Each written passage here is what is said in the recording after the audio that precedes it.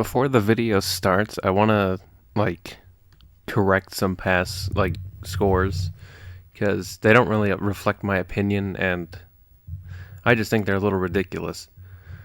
First, DuckTales. 9 out of 10 is way too high, okay? I don't know what I was thinking. The game's good, but it's not that good. I'm sure I just had a great time and so I just jumped to give it a 9 out of 10. But yeah, I don't think it's really that great.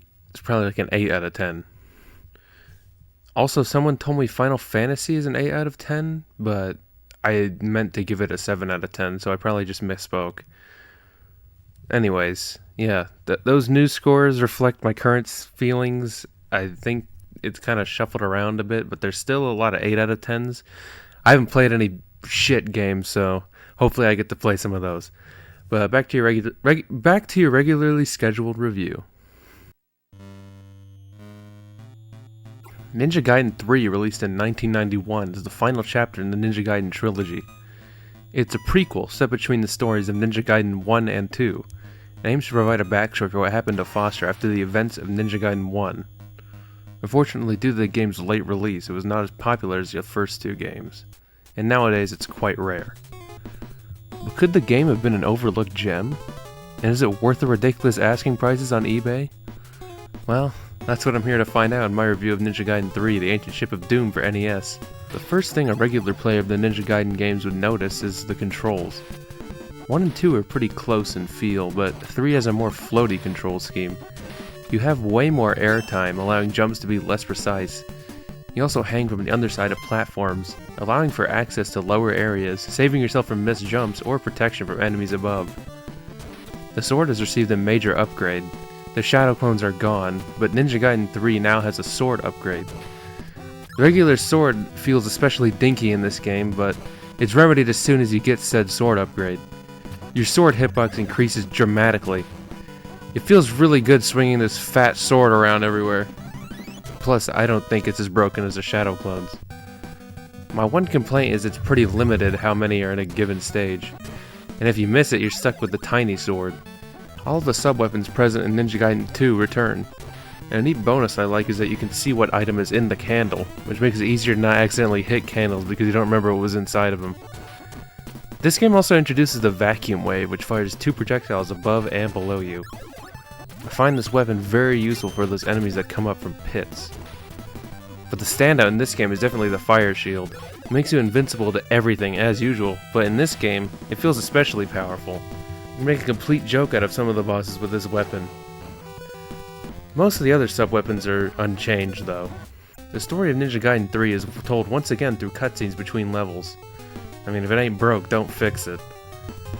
The story starts with Irene getting killed by doppelganger Ryu, and now the real Ryu must track down the person who killed her. Gotta say, I'm not a fan of how Ryu looks in this game. I already wasn't a fan of Ninja Gaiden 2's version, but this has to be my least favorite. I mean, just look at his skin, it's blue! He looks like a zombie. Going through the lab, Ryu meets Clancy, who was definitely not the villain of this game. Yeah, the game tries to do a sort of twist villain thing, but then, you look at him and it's just he just screams like, I am not to be trusted. He's constantly shrouded in shadow, his hair looks so greasy. Yuck. Clancy tells Ryu to head to the Castle Rock Fortress. Ryu also stumbles upon Foster, who reveals himself as the one who set up the fences around Castle Rock. Ryu eventually encounters his doppelganger. They fight, Ryu loses. The doppelganger states that he is the one who eliminated Irene, go figure, and that he'll be waiting at Castle Rock. So many things waiting at the Castle Rock Fortress. Maybe it's a surprise party. Clancy appears once again and reveals he was working with Foster. Foster's created monsters known as Bionoids, and Clancy explains that when the demon from the first game was killed, a dimensional rift was opened that spews life energy. Foster's been experimenting on humans by using life energy to transform them into Bionoids. Well, at least they aren't transforming into Yonoids. Alright, shitty joke aside, I gotta say the plot is definitely better than Ninja Gaiden 2's. It's a lot more futuristic compared to the old mythological feel of the first game's plot. It fits the game's theme, since it's more about experimentation than like demons and stuff. Plus, I mean, it's explained better. They do explain what a Bionoid is, so you're not left just scratching your head. Of course, all this talk about the story is making me hungry for some gameplay, and a little bit of pizza too. So, how does this game's gameplay compare to the others? Well, it's still the same action-packed focus the first two games had. The stages have a lot more verticality to them, though. And by that I mean there are a bunch of vertical sections in these stages. It seems like they wanted to show off they could do vertically scrolling stages, but it doesn't really take away from the pace of the game or anything. There are enough horizontal sections to make the game not feel like a Getting Over It clone, or whatever.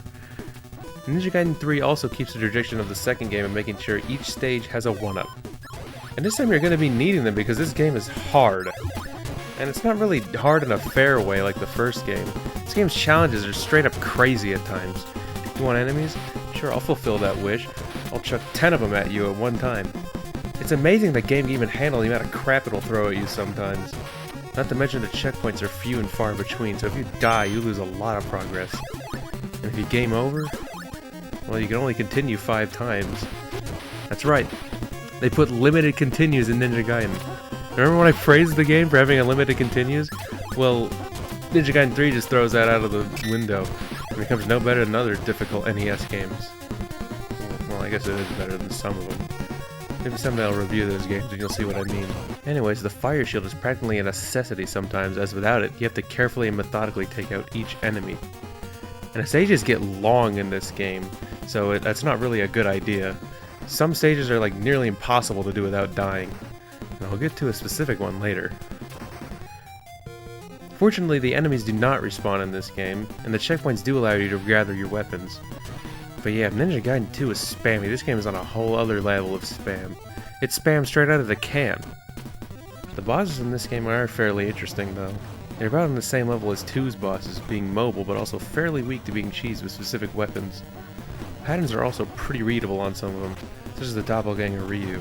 Even when I was just watching people play this game, I knew I could defeat this boss pretty easily, as I had already gotten a grasp on the pattern even just watching it. Before that happens though, let's take a look at what's happening in the story. Ryu makes it through Castle Rock Fortress and finds Foster. Foster just dragged them all the way here just to kill him and blast him with the life energy. However, Irene unexpectedly appears with a gun. She'd been researching Foster's activity and seemingly failed to die. Yeah, okay. She'd been researching Foster's activity and seemingly faked her death so Ryu would confront Foster. Unlike in 2, Irene pulls in her weight and actually does something in the story. After Ryu defeats the Bionoid, Clancy appears and says he won't turn over the ruins to anyone. He used Irene and Ryu to steal the ruins and all that life energy for himself. Well, who would have guessed? Foster then rushes after him when the dimensional rift opens but is blasted to smithereens. On screen. Ooh. Ryu orders Irene to get out of the ruins and goes after Clancy himself. I love the shift from the mechanical Castle Rock Fortress to the subspace dimension. It's really pushing the organic feel, especially in the second half where it looks like you're literally walking on intestines.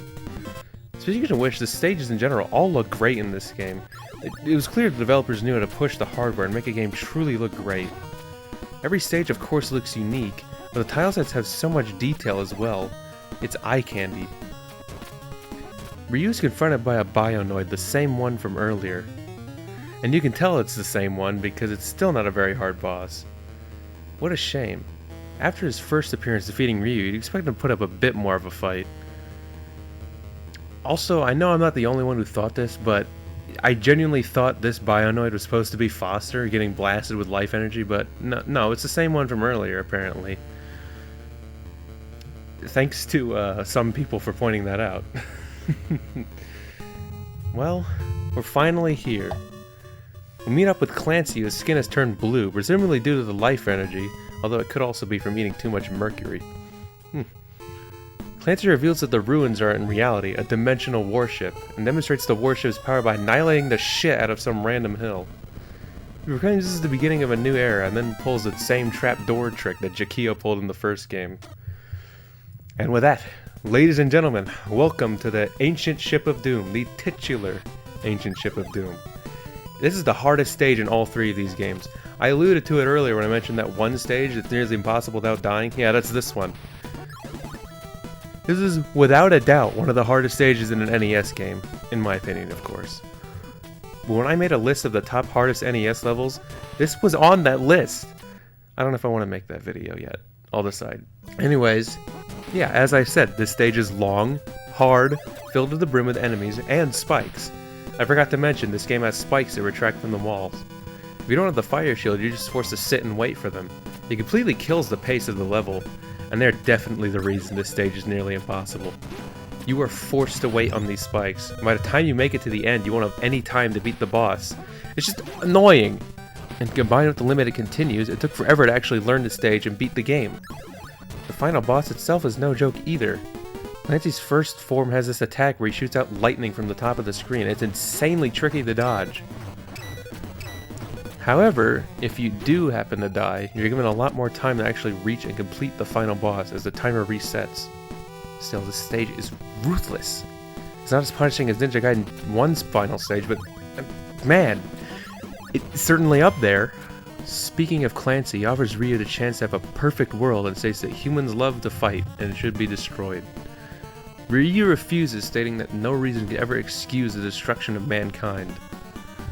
And while I think Clancy's first form is difficult, the rest kind of falls off. It's not up to par. The second form he takes looks like a xenomorph and is rooted to the wall. He gives up all the mobility for some easy-to-dodge projectiles. Then a random warship appears from the ground, I think. I don't know what this is supposed to be. If it's Clancy, why does he suddenly turn mechanical? I know he's supposed to be absorbing life energy at this point, but, like, why does he turn mechanical? If it isn't him, then what exactly is it? It's like the defense system of the warship? I mean, okay, I guess. Anyways, the phase is also not too hard. But I like the grandiose scale. It's definitely the biggest boss to me so far. It's probably not actually the biggest one. And of course, after defeating the final boss, Ryu and Irene watch the sun rise once again. And that was Ninja Gaiden 3. Although the graphics are impressive, the game is bogged down by its severe difficulty. You mentioned it too, though. I think the story is better explained. Plus the music is kick-ass as always. And the sword upgrade definitely feels like a solid addition to the Ninja Gaiden gameplay. I think I'll give this game a 7 out of 10. I personally like this game, but objectively I think it is worse than its predecessors. The controls are floaty and kinda imprecise, and I already mentioned its difficulty. However, the game is still great. If you can get your hands on a copy, I highly recommend it. And with that, I am done with Ninja Gaiden. Okay, technically there's still the Game Boy one and the 3D ones, but I only ever intended to look at the NES trilogy. So I'm done with the games, okay? It's exciting to me to be able to finish a series for these reviews. And it's been over a year since I first started doing scripted content, if you count that old Castlevania video that kinda sucked. I thank you all for all of your support, and I hope I can continue to provide entertaining content in the future. As for what I will do next, well, I've gotten suggested by my friends to take a look at the Zelda or Metroid series. I'd be interested in either, but maybe I'll leave it up to you guys to decide what you want to see. And of course, I could start branching off from reviews to make other content, such as rankings or other stuff. I guess I don't really know. The future is bright, though. However, the next video won't be from either Zelda nor Metroid. Instead, my next review will be looking at Final Fantasy II. As I've stated before, I'm eager to see whether this game deserves its reputation. Plus, I really enjoyed the first game, so I want to see where the sequel improves and innovates. Anyways, this has been John. Take care and see ya.